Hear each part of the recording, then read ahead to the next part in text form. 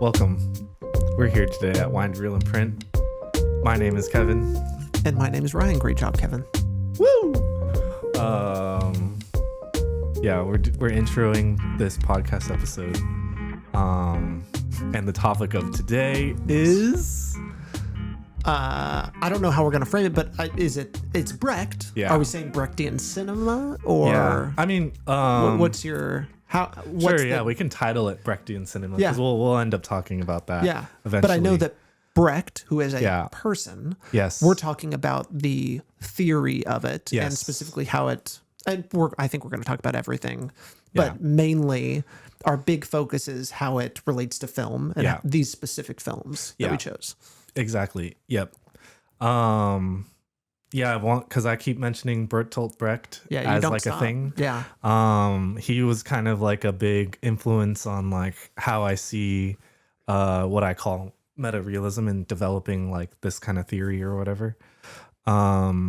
So yeah, I kind of want to background him and like what he was all about and what his what he called epic theory was and how that relates to like storytelling that we know today. And then to segue that into this, I guess it's like a genre of Brechtian cinema and bringing in two examples that are, I feel like, related to the Brecht theory, but like does it in a cinematic way. And so I'll kind of talk about like the differences and all that. Very cool. So you said you did some minor research. Yeah. So talk about that. Yeah.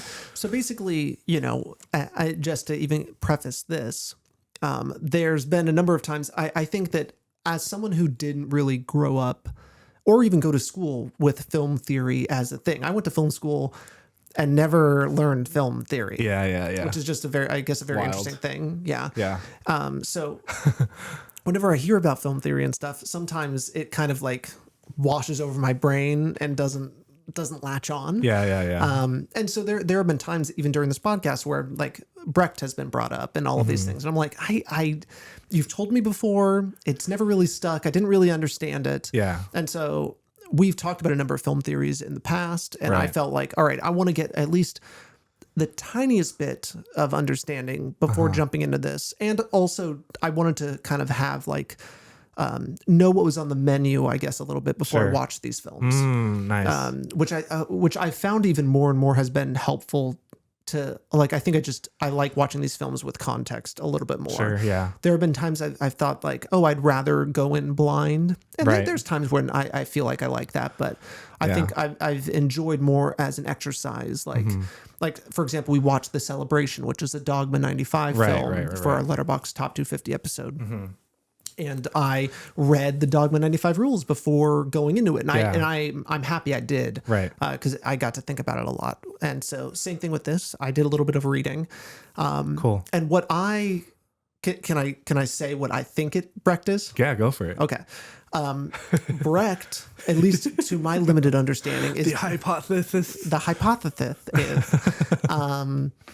is, and I'm totally going to butcher it because I didn't really plan for this. But it's basically, it's, I didn't plan for this. It's, I mean, breaking the fourth wall, or it's a movie that knows it's a movie, I guess, and is messing with the elements that we kind of like, I guess, understand or take for granted in a film. And some of those elements, some of the ways to kind of play with kind of like, or to be Brechtian, at least I think, is having a narrator or having someone that's talking to camera. I think musicals are Brechtian. Okay. And switching the actors who are playing characters is very much like that. Anything that kind of feels like it takes you, it kind of takes you out a little bit of the film. Is kind of the way that I've thought about it. Sure. And I guess maybe that ties a lot into your theory of Oh my gosh. Meta-realism. Meta-realism. Yeah, I was yeah, saying yeah. that in my head. I was like, is it meta-realism? Yeah. Yeah. But yeah, no, it feels like it's playing into meta as well. And so Yes. maybe we can talk about the relationship with those. But Sure. how close am I? What Yeah. rating do you give for my... Pretty bang on. I'd say like okay. a 7 or 8. I think you're like I love that. in the ballpark. Yes, that's great. But just like, like Yeah. foul balling There or we go. whatever. Yeah. I think you said a lot of great stuff. So Sure. I kind of want to hyperfixate on taking you out of it. Cool. I think that is a great starting point for this. Great. So to talk about Bertolt Brecht, he was this German playwright from like the 30s or 20s or something. Yes. And so he kind of comes up during like Nazi Germany, basically. And so his theory behind theater was like trying to create a new relationship with the audience, to have them be more active thinkers versus passive spectators. Oh, interesting. And so a large part of that was being able to think about their social setting in a very critical manner, specifically with like fascism and all that stuff. And so his theory is built around pulling you out of the story and making you think about it. Oh, interesting. Okay. Yeah. Okay. Yeah. So he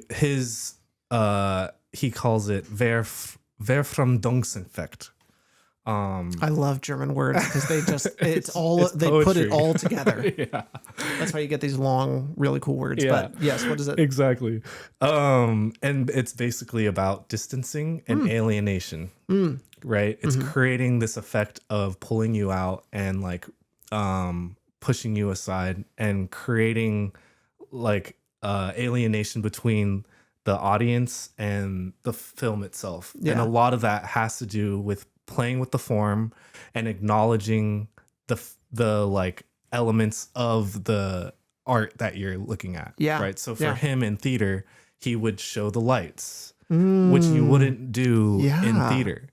He would show the back of the set, Yeah. the scaffolding. Yeah. Or like, like that one Peter Pan movie where everything goes wrong. Like that's very like Brechtian. Like it's basically breaking down all these things. And then so you mentioned talking to the audience, breaking the fourth wall. That's like, that is one of the cornerstone things from Brecht that we take into like basically everything, right? Yeah. And so the idea of being meta is basically like Brechtian. It feels like it's in that Venn diagram. It's right. Or it maybe is a part of Brecht. It's like, it's originating from that theory and like kind of taking it in a new way, but it's very much like in that realm of like using art form. And so I have a question. Yes, question. I may as well just ask these as they come up. Yeah. Is just looking into camera Brechtian? Yes. I mean, I feel like acknowledging the camera and the audience is like cinematic Brecht. Yeah. Or it's Brechtian cinema. Yeah. Right. Because that's like essentially the same thing that you're doing. Right. Yeah. And so like Vivre is like incredibly acknowledging the camera's existence and this relationship between the camera and Anna Karina is like the supposed relationship between Godard and her, right? Yes. It becomes like a contextualized thing within them looking at each other. You know what I mean? Yeah. It's interesting because so many early films, obviously pre-Brecht, Right. there's a lot of that. I'm thinking of whatever the Great Train Robbery, for example. We have the shot of looking right into the camera, shooting into the camera. We have the kind of the infamous like train film that scared the audience because it felt like it was coming right towards them. So it's interesting, kind of the pre-Brechtian. Well, it's also that, I mean, I could see where things are converging because early cinema is basically like theater derivative, and a lot of theater from that time is like, melding into that Brechtian. I feel like it's definitely, I feel like Brecht is there when that stuff is going on. And I wonder if, from a theater standpoint, and I wonder if just when when things start, like a new medium, there is just an acknowledgement of the medium a little bit, and like playing with it in such a way that you can do to see what it can do. Yeah. So there's something about like, and maybe it's just very meta too. Like maybe I would imagine the first books are kind of acknowledging of them being books of the form a little bit, or at least they play with it in a unique way. Sure. I don't know. I'm spewing. But it just got me thinking, and there just seems like a lot of connections to just the very nature of cinema. Right.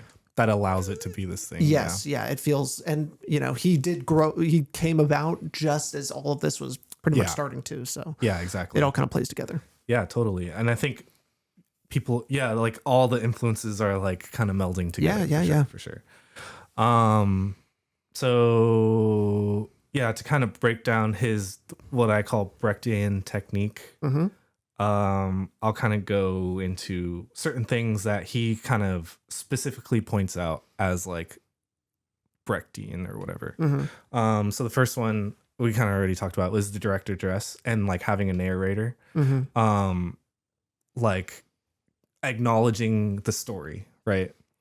And so like as a part of that, a huge part of Brecht is like the self-referential and self-reflexive sort of like story elements and stuff, and the acknowledgement of artifice. So yeah, things that we kind of already talked about. And then so the next three are kind of big on using the form to create distance between audience and whatever. So he has this thing called historicization.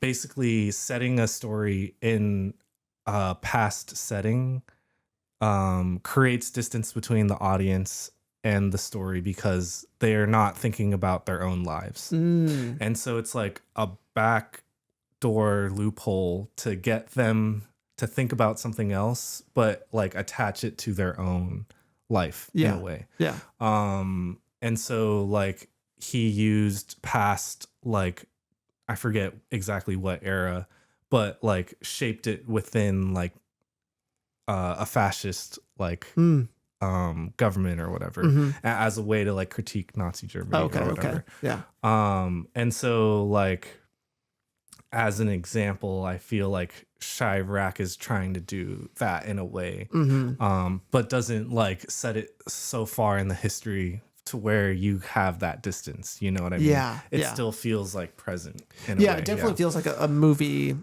that belonged in that exact year. Yeah. I mean, something interesting about it is based on a Greek or whatever thing from way back when. So it is taking like really old source material and bringing it up into a very modern thing. So maybe, the act of making that movie was like the historicization or whatever. And then so, I guess with Chi-Raq in mind, a thing that Brecht wanted to do with this thing was incorporate song and dance as another distancing element. And Chi-Raq is like, they're speaking in lyric and like have musical numbers. And then in Threepenny opera, it's like literally an opera. Like there's musical numbers and all these things within it. So that's like a defining part of Brecht. And then another element is what he calls fragmentation, which is like basically breaking up the story into chapters, or like segments and stuff like that. Just like creating these like little vignettes like allows you to think differently in terms of like how these things are related, so to speak. Like Palindromes and Vivre very clearly are like chapter out. And Vivre are very interesting because they kind of play with what is about to happen a little bit more too. Which I guess all titles are like that. You read it and you're like, how's this going to color what this next thing is? It's like foreshadowing inherently. That's a great point. Like having the title cards makes you think about what you're about to watch. It's a little bit differently. Hey, can we bring Kuleshov effect back, baby? Yeah, I think that's what comes before point. It affects the interpretation of what comes after. Yeah, absolutely. Yeah, I think that's a huge part of Brecht is like the Kuleshov effect. Yeah. In terms of like creating clashing ideas. Yes. And stuff. Yes. Yeah. And then so lastly, last group of aspects, I group under like creating opposition. Like I feel like Brechtian technique is reacting against like normative storytelling devices and stuff. So Brecht would describe this technique as non-Aristotelian. Like goes against the principles of story. Of Aristotle and stuff like that. And so basically breaking away from 3-act structure. Yeah. Essentially. Yeah. In most cases. And then he would also use humor instead of playing into drama to what I feel like is the spoonful of sugar to make the medicine go down. You know, it's like kind of bypassing you a little bit. That same kind of like trickery of like because you're laughing, you don't have to think about it as much, but all of a sudden you are thinking about it, you know? And then the last thing I find most interesting, like in theater, they have the yes and like idea. But he's kind of quoted as ushering not / but as like literally creating opposition, like going against what you would think would happen in the thing, and kind of pushing the boundaries of like the story or whatever. Which I feel like you can definitely see in like Palindromes or like Vivre. It's just like so seemingly unpredictable in a way. It feels like it's on really shaky ground a little bit. Now they both feel especially created by auteurs, like and Chi-Raq as well, where it's like very clearly some like a vision of a certain person. But there is like it's so hard to grasp exactly what it's trying to say. And then you kind of get these endings that are just like, you leave with something in your brain. And that definitely Vivre and Palindromes, most of all, feel like the most like, let me chew on that some more. A lot more. So that's to summarize. I think bringing up G.W. Pabst's Threepenny Opera and Spike Lee's Chi-Raq as like examples of what Bertolt Brecht was trying to achieve with like his theater theory, with epic theory, right? It's incorporating all these things to a kind of a T, and doing exactly what he's kind of theorizing. Or I say Chi-Raq would be the closest thing to Bertolt Brecht epic theory. And then whatever Threepenny Opera was, it felt like a bastardization of his theory in a way, like not acknowledging like most of these things. And it also felt like it lost out on like what keeps the engine going. For example, like the are you ready to kind of jump into these movies a little bit? So the Threepenny Opera, which I know everyone's heard of this movie, just to give some context. So that is one of Brecht's like one of the actual plays credits. he wrote. Yes. Was he involved? Do you know in the screenplay or like in the? He was. Yeah, exactly. I don't think so because he sued them. Yeah, exactly. Notoriously did not like this. Yeah. But it is a good example of some of these themes and things, right? But feels like they're done by a baby. Just a little bit. I can so say that these people aren't alive anymore. But it's just it's like letting a robot with some of these ideas like try to create like art, but not knowing the soul behind it is how it felt the most to me. For example, here actually. So 1931, the Threepenny Opera, or Die drei Groschen Oper. Oh, yeah. So there you go. You get your German. Duolingo right there. Yes. In London at the turn of the century, underworld kingpin Mac the Knife marries Polly Peachum without the knowledge of her father, the equally enterprising king of the beggars. Yeah. So you kind of get it. It's got some musical elements. It's got kind of like a musical narrator as well. Yeah. And it does so weird. Yeah, it's very strange. But where can I find is it Rudolph Forster? Yeah. Rudolph Forster is our kind of lead, Mac the Knife, right? Yeah. But he is not charming in any way. Like, and it felt like he was supposed to be a little more fun. Cool, yeah. and cool. But instead he just feels mean the whole time, which made it And just like, grumpy it made it not very enjoyable to watch in some ways, where like some of the other characters with the police chief being like the most like kind of entertaining of all the characters. Sure, yeah. And it felt like the characterizations were wrong. The way it was written felt like Mac the Knife had charisma, Right. versus just like a brooding presence, Right.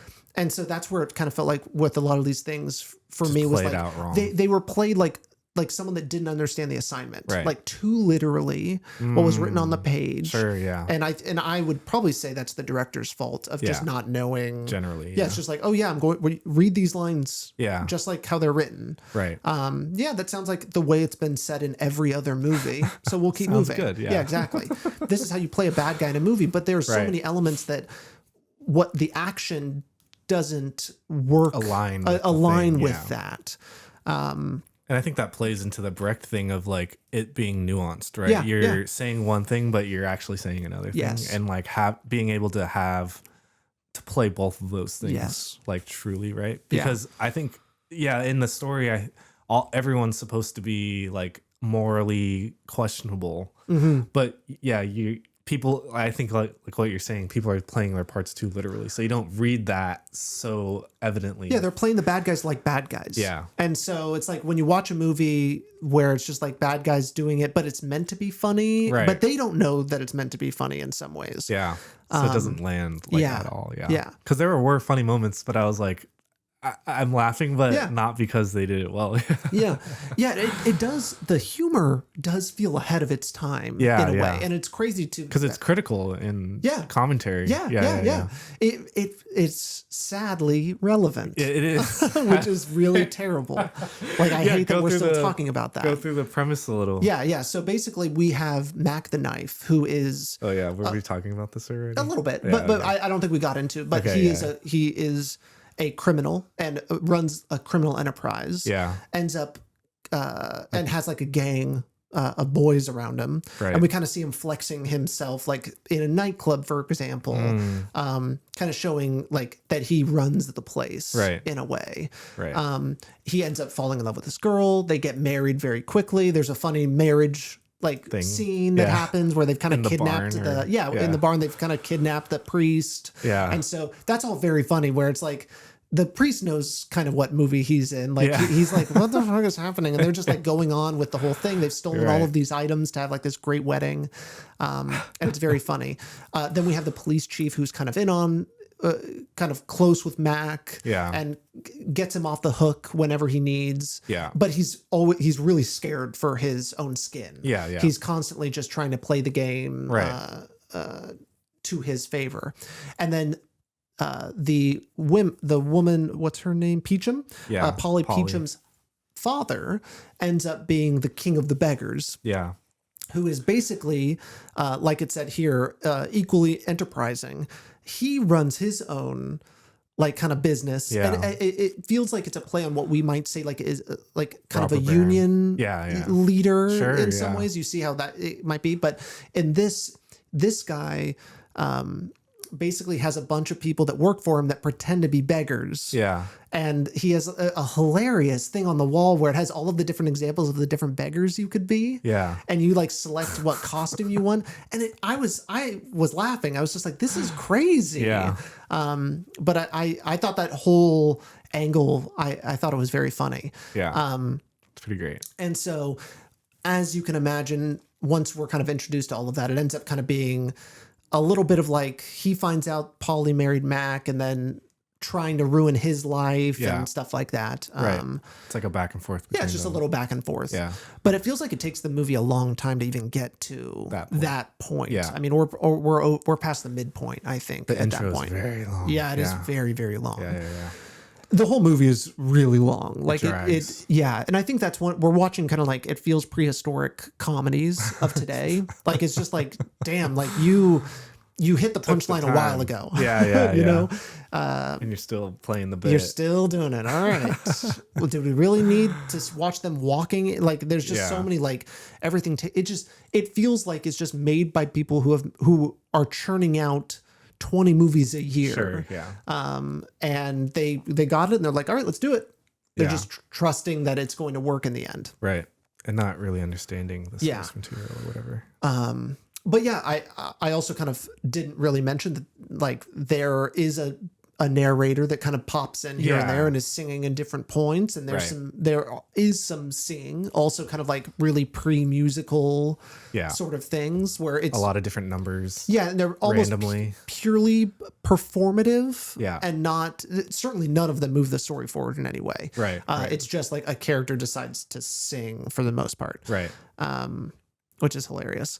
But yeah, it feels like a pre-musical, like now that we've done like a musical episode of what would to come, where, you can really elevate it by doing all of these things. Right. Yeah. I feel like in a lot of ways, Brecht is like signaling, or is like a proto version of like modern comedies and like musicals and stuff like that. Yeah. Just in terms of like how we understand the form of it all and stuff. Yeah, You know yeah, what I mean? yeah. Yeah. Like slapstick to me feels kind of like this. Yeah. Like fucking what's his name? Charlie Chaplin. Yeah. I was about to say Kaufman. Also a person. Yeah. Who's also a little Brecht, maybe. Yeah. Yeah, it feels like Charlie Kaufman is always trying to push the barriers a little bit. Go behind the, like in between the lines. Yeah. Like what's another way to do this thing? Adaptation being a great example of that. Of just like, what? Or being John Malkovich. Yeah. It's just like, how do we fold this back onto itself? Right. Yeah. And get like a new thing out of it. Yeah. And I think Brecht is all about breaking the form. Yeah. And that's a great point. Yeah. So we've got a lot of Brecht is German for breaking. No. I almost got you. You almost did. I almost gave it the time of day to calculate it. You saw it enter the floppy disk drive, and it spat it right back out. I'm like, I'm not analyzing. So close. But I did. I gave you. I gave it to you. You thought about it. I did. I gave you a very genuine, honest look. It's like, because it would have been cool if you were right. It would have been. It sounded awesome. Yeah. And that's how German works a lot of times, is like a word just sounds like exactly the other same. word. Yeah. Because we're obviously English kind of comes from it. Yeah. It's heavily Anglo, Yes. whatever. Yeah. Yes. Yeah. Cool. Yeah, this movie was crazy, and I didn't really care for it. It did feel like they didn't understand the Brecht. Yeah. That feels like the number one thing for me, is like it just clearly feels like someone that didn't understand what they had. Yeah, exactly. Yeah. Before Chi-Raq, just wanted to mention that we had talked about this earlier. The German expressionism. My cat's yelling if anyone can hear.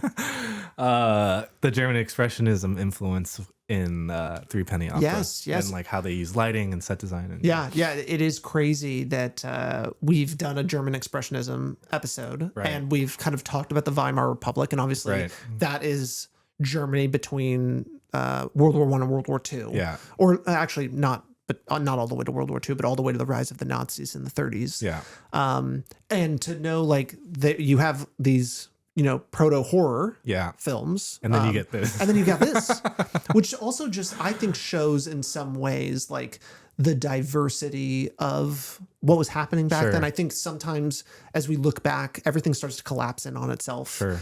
And I'm not saying this doesn't have a commentary on fascism or anything like that, but like people are so explicit. But tonally it's so different. Yeah. People are so explicit, like like these horror movies, for example, in German Expressionism, are exact commentaries on this, and like people were going through all of this and stuff, and it's like there's a wide breadth. Not to say that didn't happen, whoops, but just shows the depth of it. Yeah, for sure. Yeah, because you could see where it's still kind of aligning with a lot of those themes and stuff. Yeah, but obviously it's like completely different from what we had watched. Yeah, it's not as like menacing and cold as they kind of like talk about these German Expressionist films of the time being a comment on that. Yeah, I would say like Class is a big thing, and like Metropolis. Yes, right. Yes. It's like kind of similar character designs or whatever. And we had the same actor. Oh, really? Wow. Yes, Fritz. No. Yep. Fritz Rasp. He played the one of the major characters. I think he played the scientist in Metropolis. Wow. The connections. I know. Yeah, That's he crazy. played. Oh no, he played the Thin Man. Never mind. He played the kind of the ghost thing. Or no. No. Not the assassin, but kind of like the muscle. I see. Yeah. Okay. Nice. Yeah. So that's cool, obviously. Oh yeah. Also Casablanca. Threepenny Opera. You feel like it reminded me of Casablanca, just in terms of like all these characters like being above or under the law and like kind of trying to do their own thing and having their own agendas and going against each other and stuff. Yeah. Yeah. Lots of potential, and I've seen that there's a lot of remakes of this, and people taking the source material and doing their own thing. And I'd be curious to see other versions of this. Yeah, because I generally speaking, I like the story of it. Yeah, I think it has a lot of potential. Totally, the premise is really premise interesting. is great. Yeah.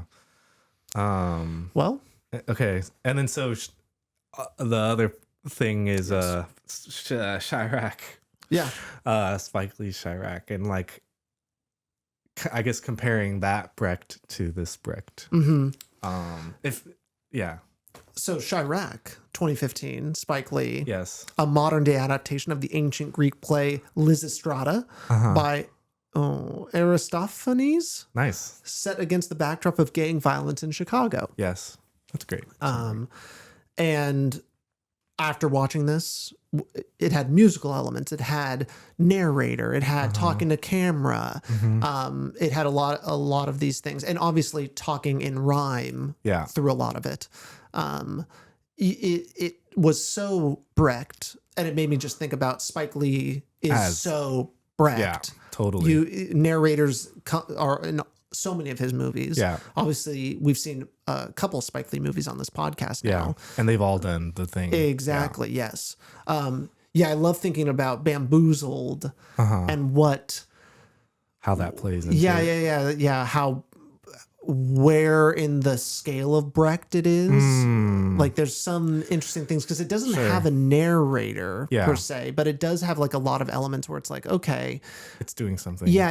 Especially when it changes, because I don't know if I'm right in talking about like the changing of the literal form is Brecht. If that's like going a little too far, is like to say how in Bamboozled you go from like digital, I guess it was like a digital camera into high fidelity film at a certain point, because we've now moved over to the TV production.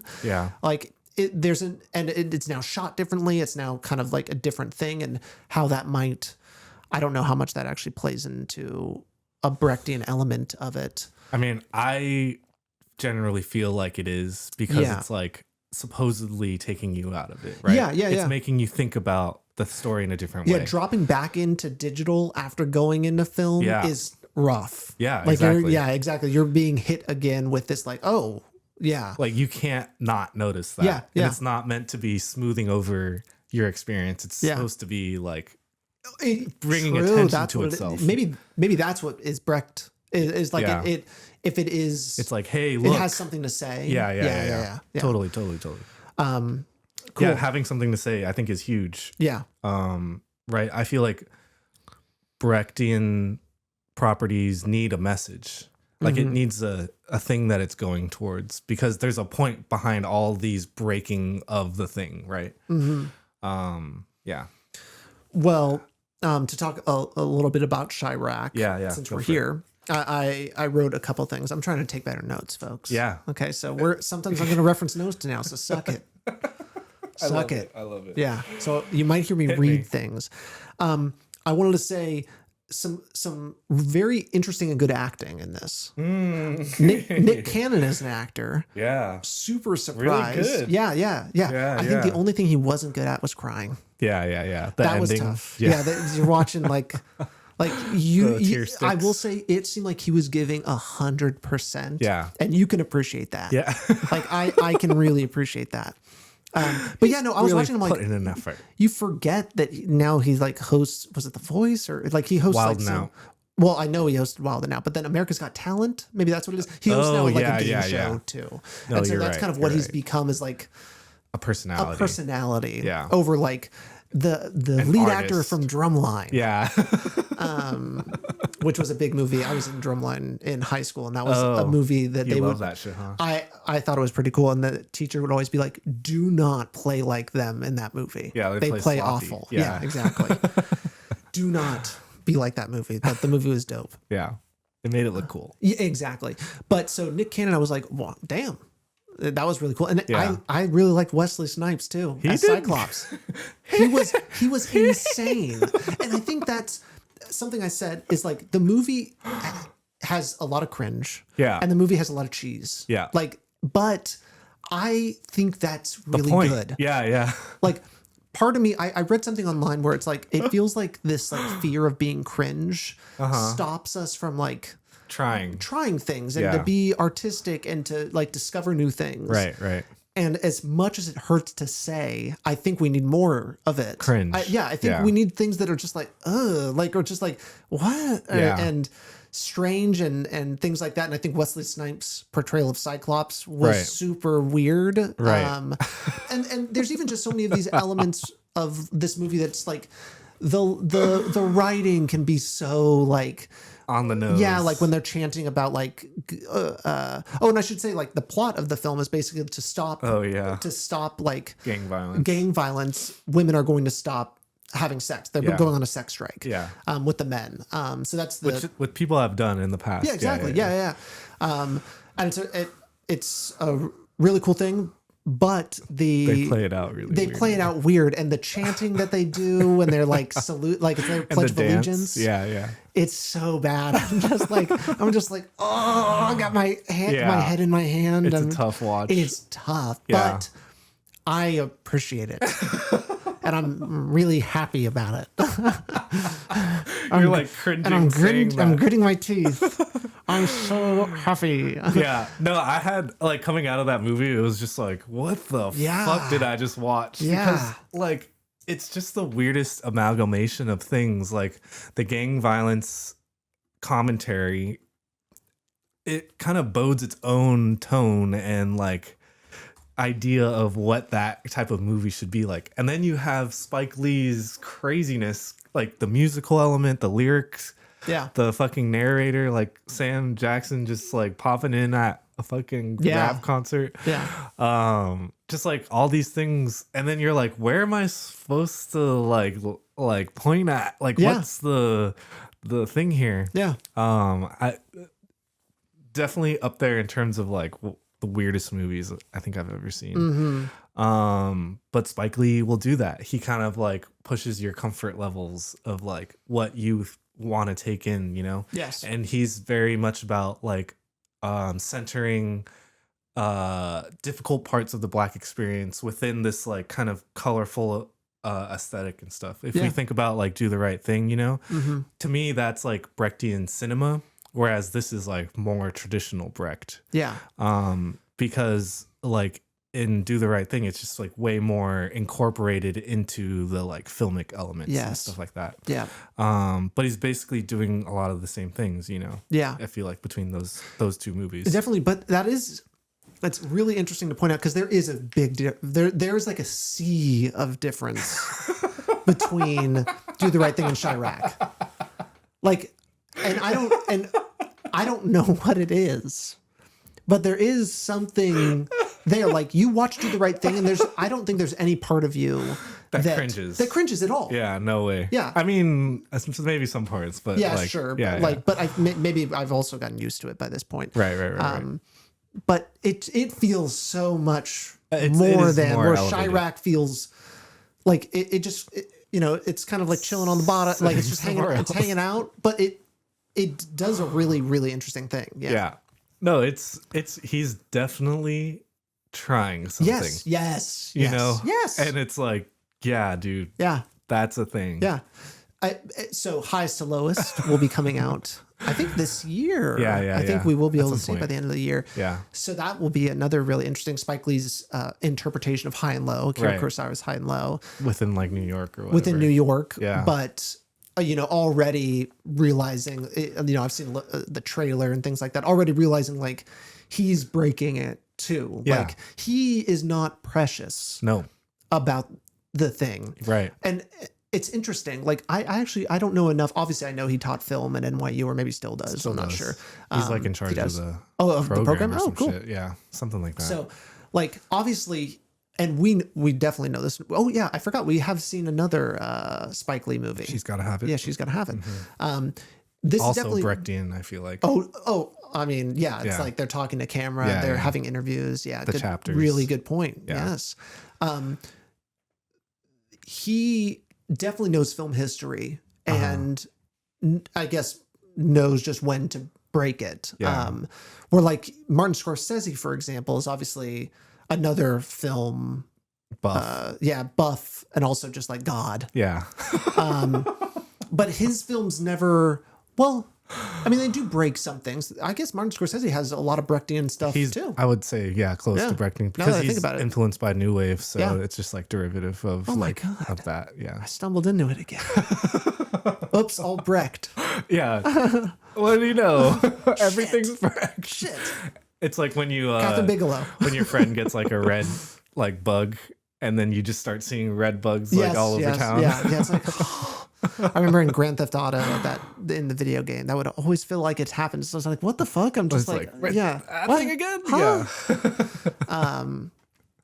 But Yeah. It's yeah, crazy. Catherine Bigelow's not Brecht though. No, I Oh, don't. thank God I got out. I don't think so. Yeah. All right, I got out of the hole. I needed to get out. I needed to understand where I was. I was too deep. She feels too like traditional, like rooted in traditional storytelling. Yes, James Cameron. James Cameron. I also hate. It feels so sexist to go from Catherine Bigelow James and then to Cameron. think about James Yeah, Cameron. I mean it's a good. I feel like but he they is seem like close. Yeah. I would say he's not Brecht. Yeah. Yeah, James Cameron, right?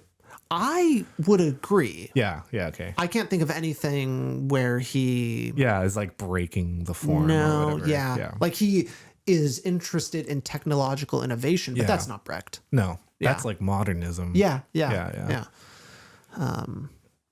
Yeah. Interesting. Yeah. So. Yeah, And I actually have a list like Charlie Kaufman, Spike Lee, Alejandro Iñárritu, Oh, sure. Yeah. Fellini. Yes. Yeah. Would you believe I've never seen a Fellini? Oh my god. Isn't that crazy, you guys? You can turn off the podcast now. What the fuck? We haven't done an episode. Yeah, we really haven't. And Which is crazy. But he is awesome. Yeah. You need to watch yeah. Fellini. He is like I think objectively he is like top 5, like one of the greatest. Yeah. Because it's so wild. His filmography is crazy. Yeah. Because he started in neorealism Wow. and then did all of his and stuff. then broke it. Yeah. Yeah. It's crazy. Yeah. Yeah. Well, we'll get there. Well, We'll get yeah, there. eventually. Anyone else? You said is that it? Fellini. Baumbach. Oh, Can you give me an example?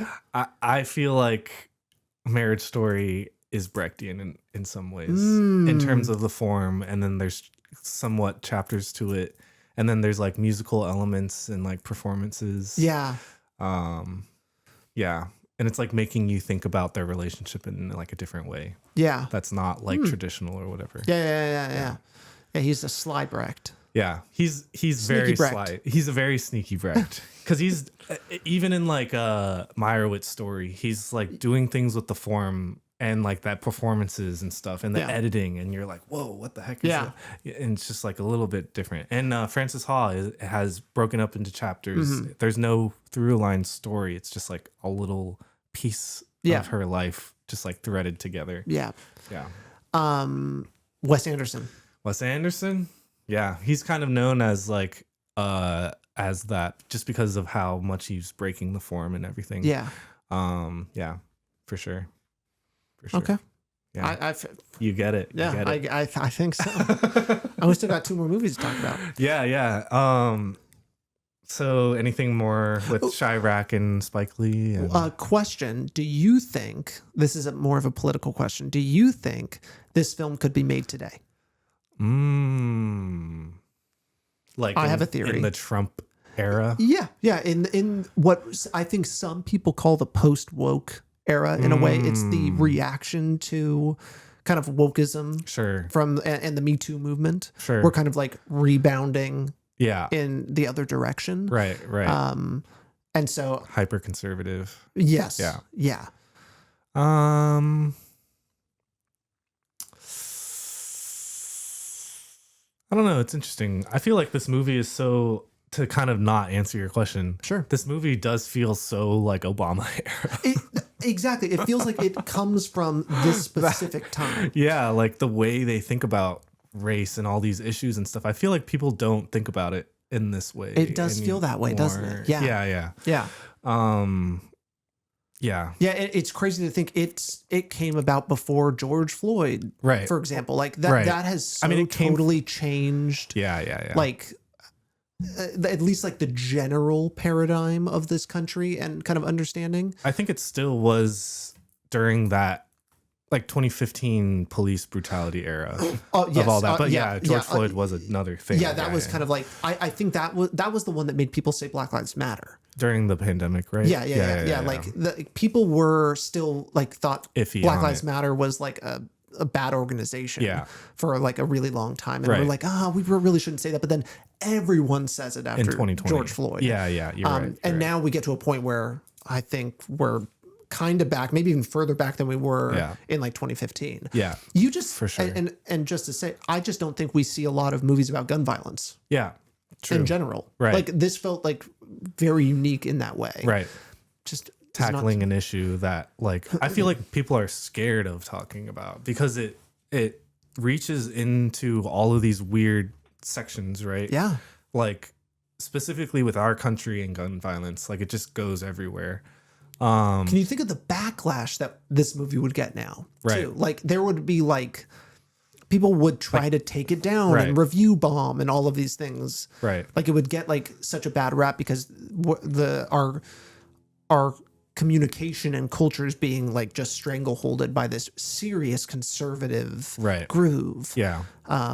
Like NRA or like I don't even think that they're around it. I'm thinking like literally just fascists. Because that's who we deal with nowadays. It feels like is just people that think that anything with black people, for example, and talks about gun violence and like actual serious issues. As soon as a serious issue comes up, it's like, all right, no, throw it out. Yeah, throw it out. It's like, oh, woke. Everything's woke. Superman. Oh, yeah, Superman was woke. Copy. Yeah. So, yeah, I guess long story short, I was watching it. Yeah.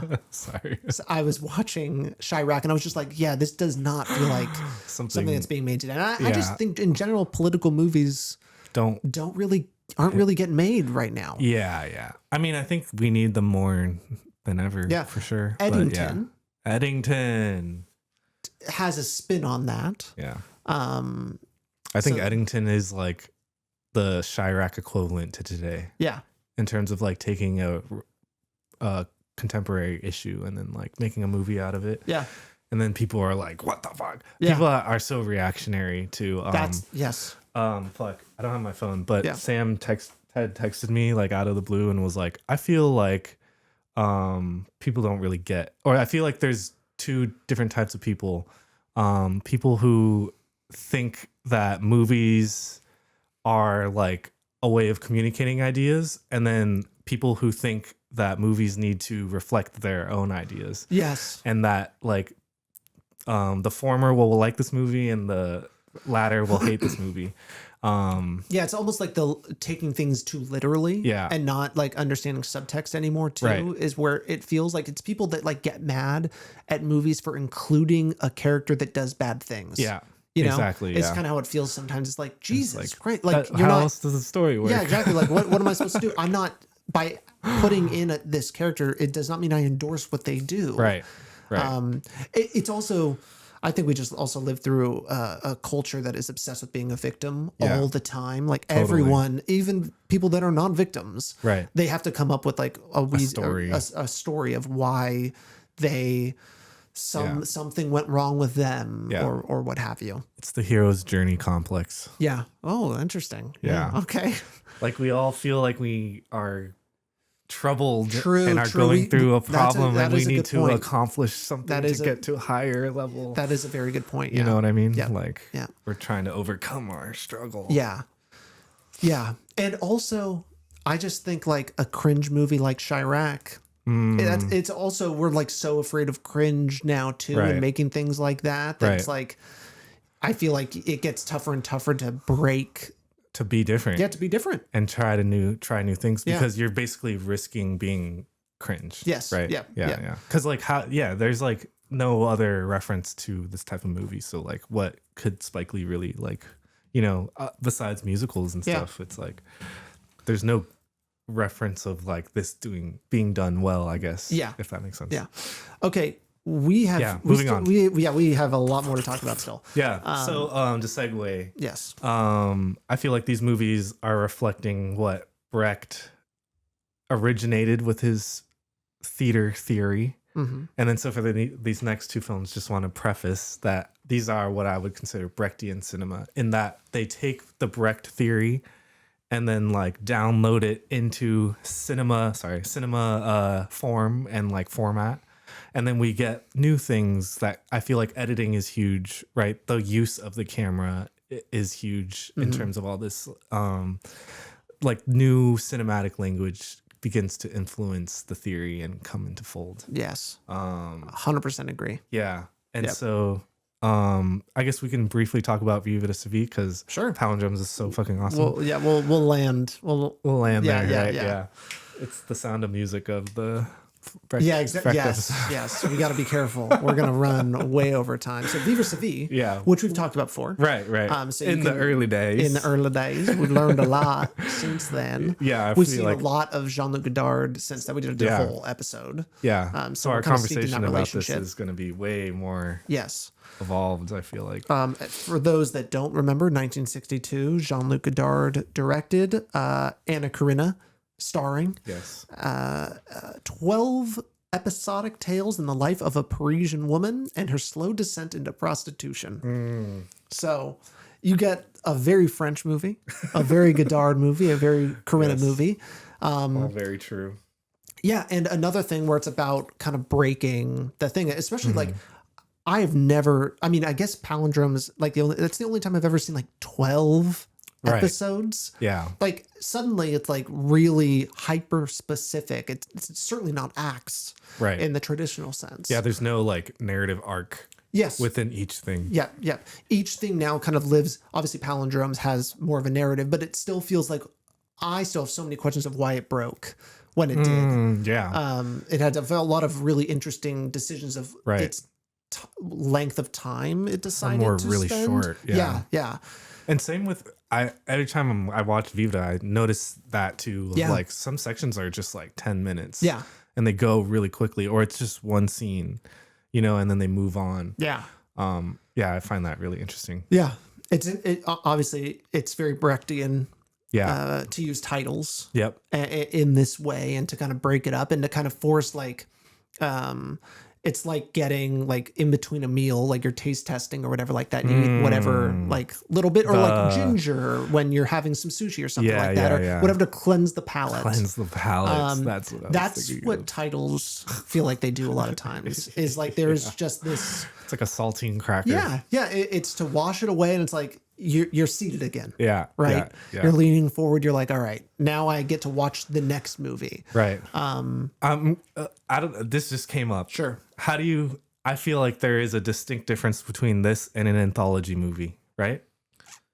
Yes, and that's where my mind was going next. Was like French Dispatch, for example. Like so different. So different. Yeah. So different. Well, like if Wes Anderson made a Vivre type movie. Oh, whoa! Can you imagine? Where it's just like basically, whoa. I mean, just you could change the set pieces or something like right. you keep the character the same, right? And it even like still you can have it with Vivre it doesn't necessarily feel like the last one dealt with the next one dealt with the next one sort of thing. There's no like cross reference but or whatever. You at the end is when you connect the dots. All the dots, yeah. Yeah. You all now the realize come together. Exactly. Yeah. You realize all the pieces that you have.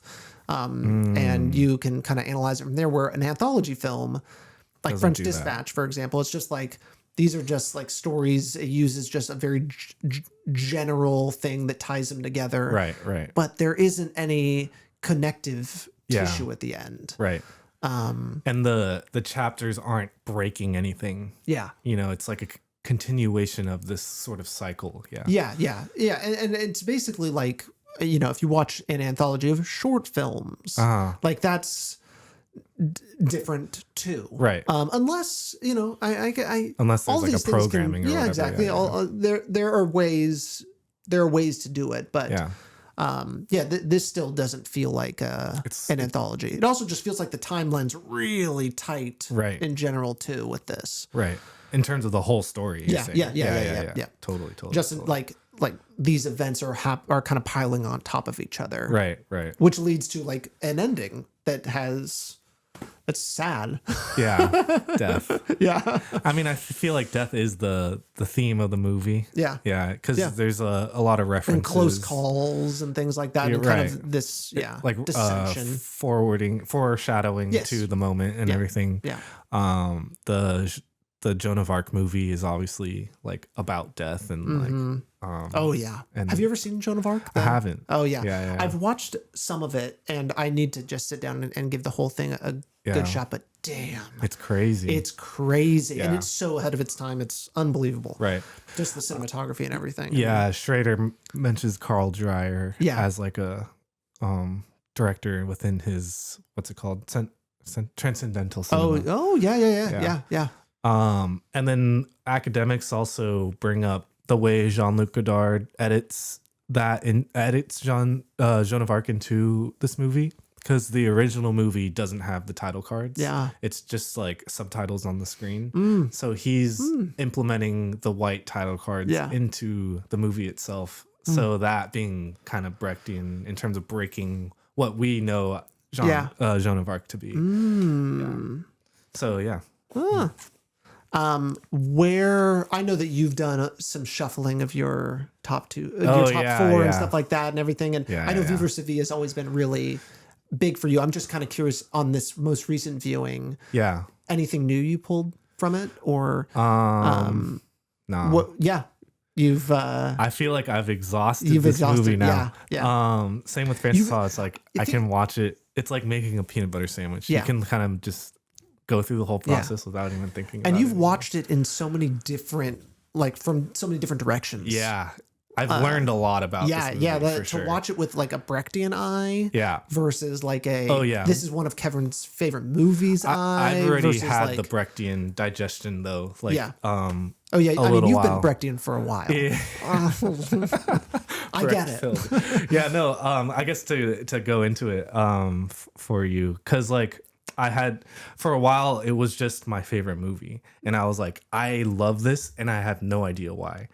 And I'm just going to watch it over and over and over again. And then so slowly over time, I'm starting to like learn about these things like their relationship and like Godard's history, French New Wave, et cetera, et cetera. But I fall into Brecht. Like I started reading about him and like started connecting the dots. I was like, I feel like Godard is Brechtian. And like Spike Lee, I feel like is Brecht. Like they're doing Brecht things, so I would like search it up. And that's a general consensus, isn't And it's it? Yeah. there's like articles written about both of these directors being very Brechtian focused. And so there was one article in particular that was writing about or documenting how Godard made Vivre as a thesis on Brechtian theory. So like this is his like Brechtian movie more than all of his other stuff, even though his other stuff is super Brechtian. But truly, this is the one where it just feels like it's the most stilted or stunted. Sure, like because of all the title cards. It's just like, Jesus Christ. I mean, you've never seen a movie with this many title cards. Right. Truly, yeah. Like that's how it really feels. It's like, Jesus. You know, you're just pulling you out. Yeah, exactly. Pulling you out. Yeah. And none of his, I mean, plenty of his other movies have elements that always kind of feel strange. Yeah. And not movie-like. Right. But this one definitely was like, all right, we're going to be more it like feels that. Like, just they're passing the little meals. You finish what you're doing and you move and you eat the little piece and you move on to the next one. Right. It's like a luxury restaurant. Yeah, exactly. It's the taste test of this woman's life. Right. True. And then you get the dessert flight at the end. It's the flight. Yeah, it's a flight. Yes. Yeah, dessert. Yeah, that was interesting. Yeah. Yeah, so I don't really pull anything new anymore. Yeah. Not to say I'm above it, but just like it's so second nature to me watching this in Francis Ha. Yeah.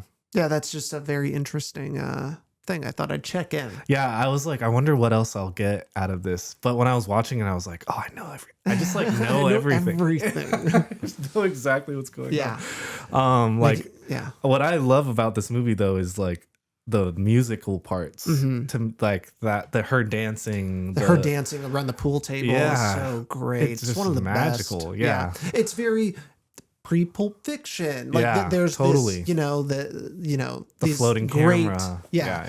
And these just great like women dancing scenes that you just really remember. Yeah.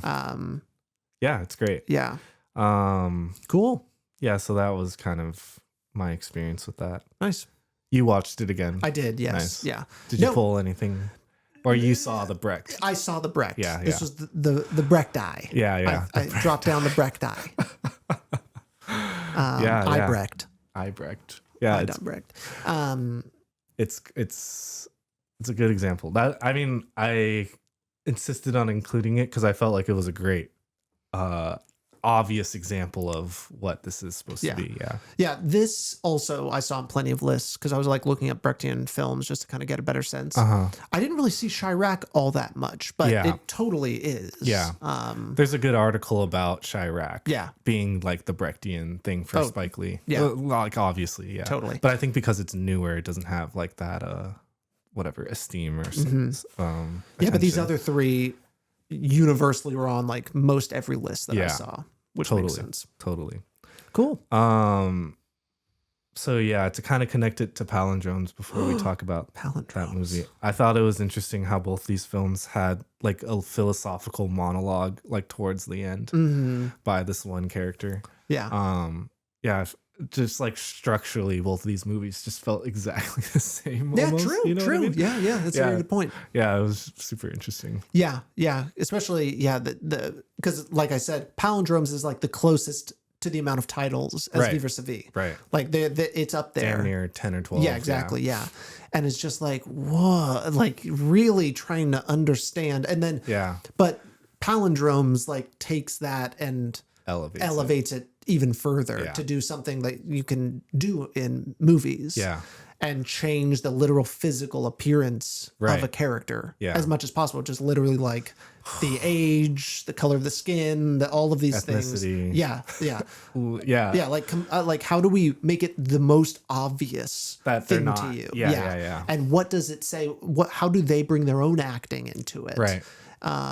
Because you could kind of tell each character is for a specific thing. Yeah. And they act totally different too. Like there was I'm guessing, because most of them were kids, I'm guessing there wasn't an attempt to get 6 kids that all act the exact same. Yeah. It's not like that at all. They act very differently. They all look very different.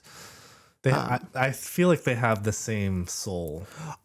part of me feels like I agree with you, but part of me feels like that's me putting it in projecting. there. Me projecting it, which is what you do when you watch a movie. Right. Like that's the Kuleshov effect. That's all of these things. Sure, like, you are adding meaning to this. Right. Yeah. And that's also the beauty of just like making movies, even when you can't like totally figure it out, is like, and just art in general. Like other people are going to bring their own thing into it and project their own meaning to it. And that's why, like, for some people, a piece like a banana taped to a wall is something meaningful to them because they like, and a lot of times it's like, oh, it's just because it's in a museum, it is art. It's expensive art. And I think that was the comment there on that.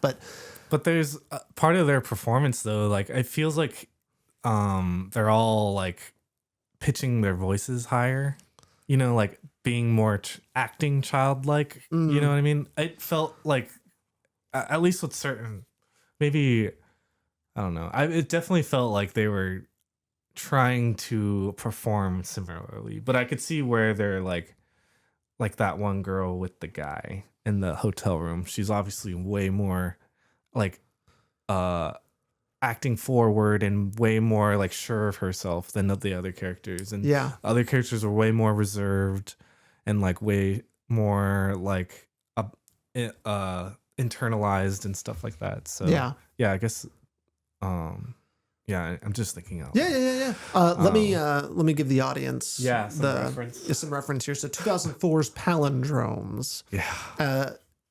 You know what a palindrome is. I do, Yes, and I'm guessing the audience knows, but it's basically a word forward and backward. Is the same. Hannah being a great example. Or Aviva, which is what her name is.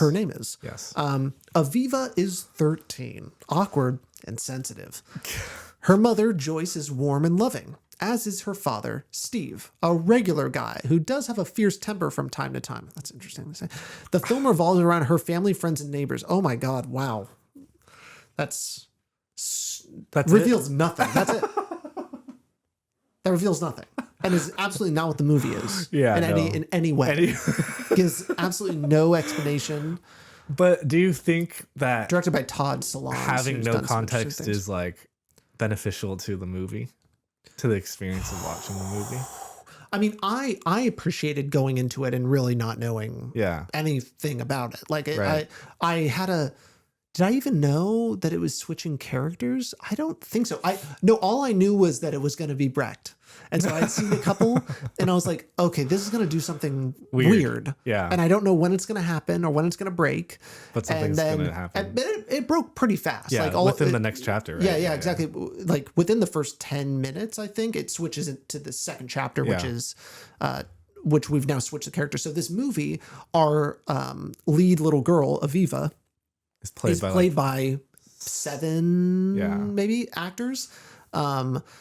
Ranging in ages, with the most obvious different one being Sharon Wilkins. She's like 20 or whatever. I think she's in her 30s or 40s by that point.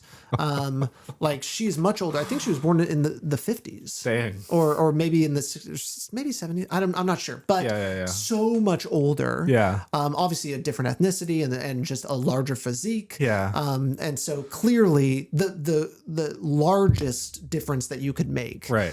Besides, I guess, like making it literally like a man. Yeah. like an old man or something.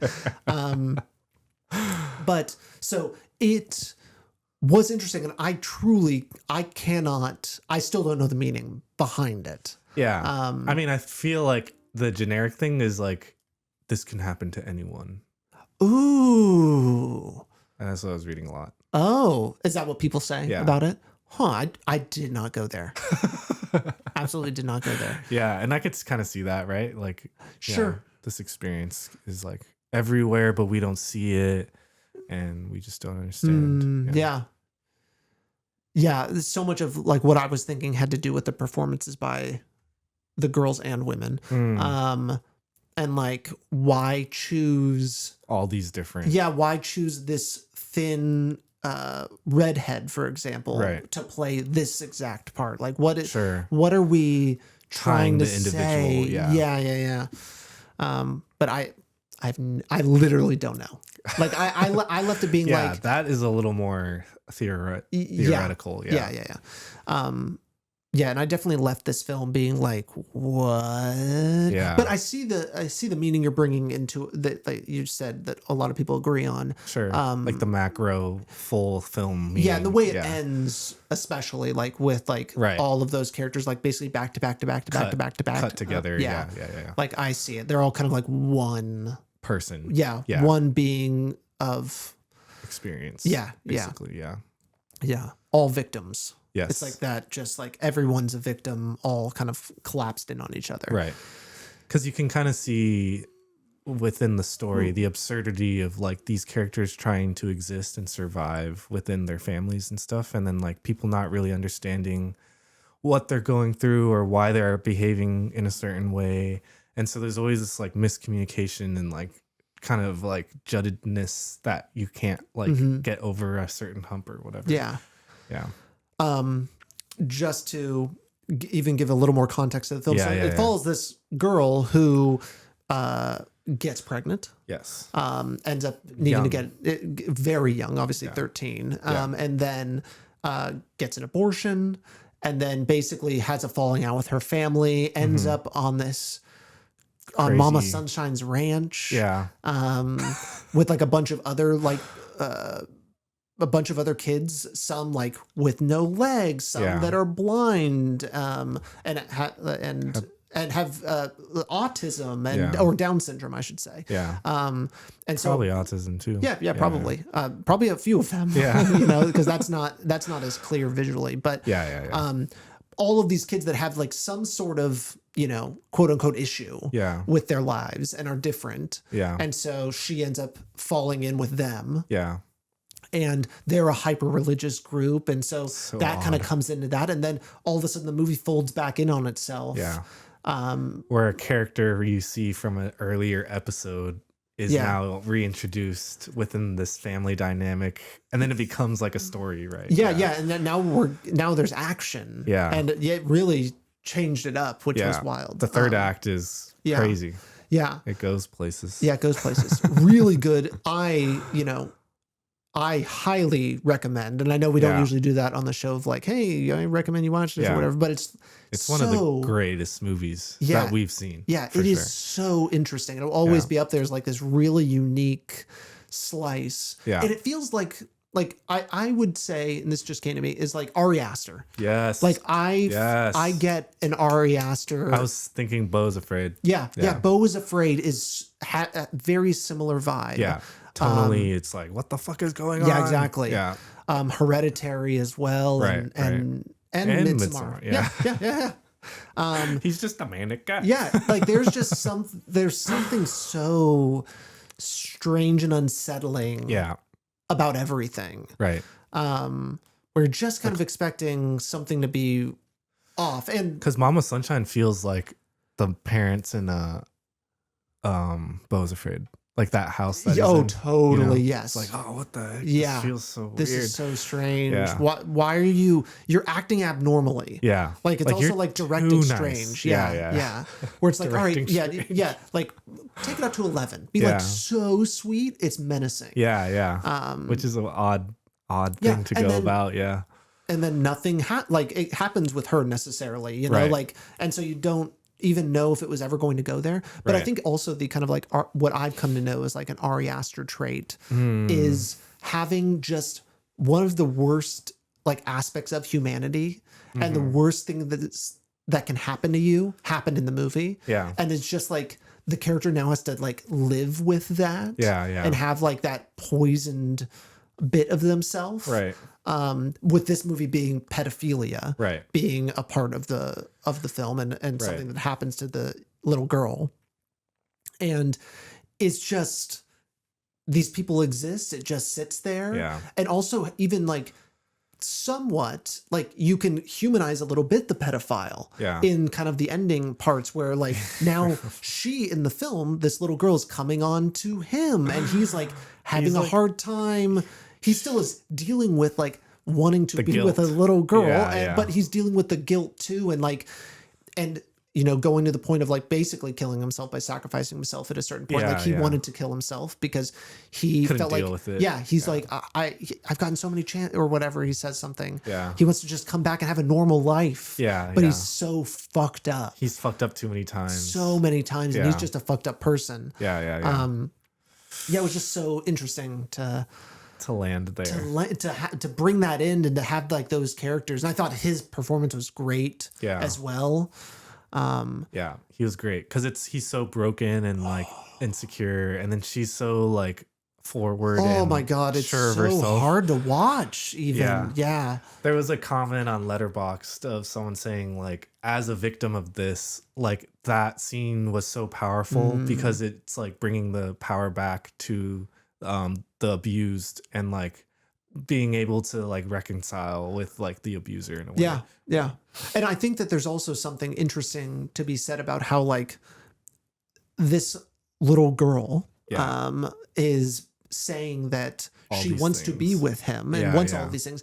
She is a child. Yeah. Like that does not give agency to that. I guess it has to be said in this day and age, but that doesn't mean they deserve it. Yeah. In any way. Like she has no idea what she's doing. She has no idea what she's talking about. Yeah. And she's just like echoing things that she's heard basically. Exactly. Like falling in love and talking about love and relationships. And and she's been obsessed with having a baby her whole life. Yeah. And then has a hysterectomy that makes it, it's like a lot of these things. Yeah.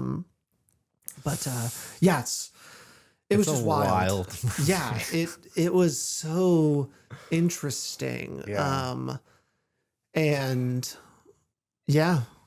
but Ari Aster feels like Aster's a good one. Yeah. Yeah, I wanted to mention I looked at this director's filmography. Yeah, it's interesting. I've never seen any of his other things. Neither have I, but my friend recommended to me Happiness. Yes, I think that's his number one watched one with Philip Seymour Hoffman, 1998. Apparently, this guy is just fucked. Like this guy, not like fucked up, but like the director makes a lot of fucked up movies. Yeah, and like his movies are just like go there. Yeah, kind of. So he's kind of known for being able to push the boundaries, so to speak, of like comfort and whatever. Okay. So yeah, I believe I think this plays in line with his other work. Yeah. Yeah. Well, I can't wait to dive deeper into it. Yeah. To me, it feels like Alex Payne, but like demented, Yeah. Yeah. Yeah. I think that's really good. Mm-hmm. Like if Alex Payne and Ari Aster had a baby. Yeah. Yeah, like Jurassic Park 3 mixed with Hereditary. Yeah. The mutant movies. Yeah. I do have my phone on me. Oh, nice. You found it. Yeah. But Todd Solondz, we'll add him to the list. Yeah. For sure. Directors. Yeah. All right. Cool. Well, I guess to summarize. Oh yeah, we're Brecht. Yeah, Brecht. Like looking at these two films, I define Brechtian cinema or creating the Brechtian effect as synthesizing a multitude of Brechtian techniques to achieve a full, spectrum effect. Includes like disarming the audience, provoking critical thought, including the audience in the movie, removing cathartic experience, and education. Remind me again, removing cathartic experience. Yeah. What exactly does that mean? Yeah, so that kind of plays in with his non-Aristotelian theories of like going against 3-act structure. And so this is something I didn't really mention before, but he did specifically pinpoint catharsis as like anti-critical thought, because you're just passively viewing this thing and letting it wash over you and then not thinking about it afterwards and like how it applies to your life. So he saw catharsis as a bad thing. Mm-hmm. So he's like working towards a thing that is anti-catharsis and more like critical. Got it. Yeah. Got it. And I feel like that, to bring it back to what I had kind of mentioned earlier, is like, I feel like that's what the point of the philosophy monologue at the end of these movies is. Like, this is what I'm saying. think about it.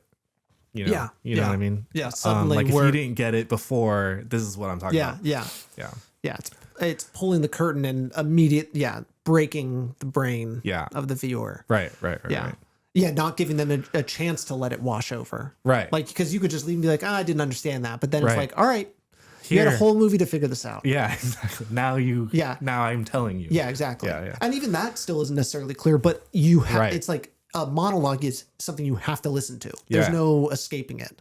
And it, they're holding on their face. They're not doing a montage. They're not doing anything else. It's like you are watching only this. Yeah. Yeah. Focus up. Yeah. And listen. Yeah. I love it. Yeah. Cool. So yeah, that's Brecht. That's Brecht. Yeah. Anything more? Oops, all Brechts. No, I think that's it. Yeah. Brecht's Rex. Brecht's Rex. Well, yeah, you feel like you. I'm in. You're I'm even going to say Brecht now. I'm even going to reference it. You know what, Kevin? That feels damn. Brecht. That's pretty damn Brecht. Yeah. No, the Martin Scorsese one, that was funny. You were like, wait a minute. Shit.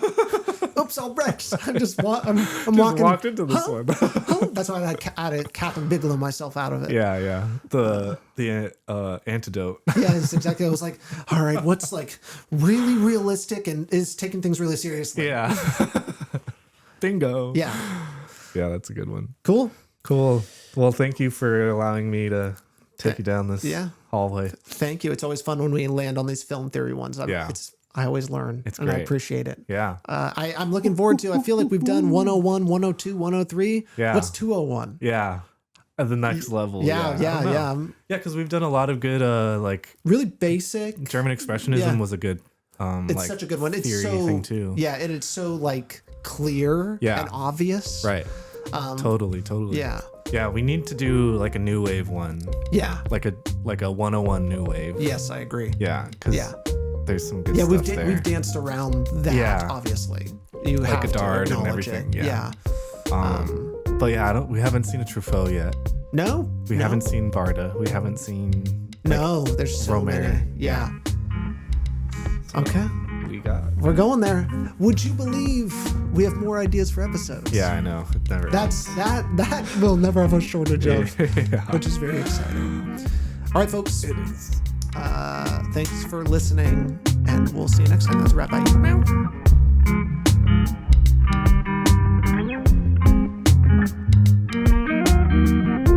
Wind Reel and Print is a podcast by Salad Brain Productions. You can find us on Instagram at Wind Reel and Print Pod. You can also find us wherever you get your podcasts. And please, if you like the show, leave a rating and review. We'll see you next time.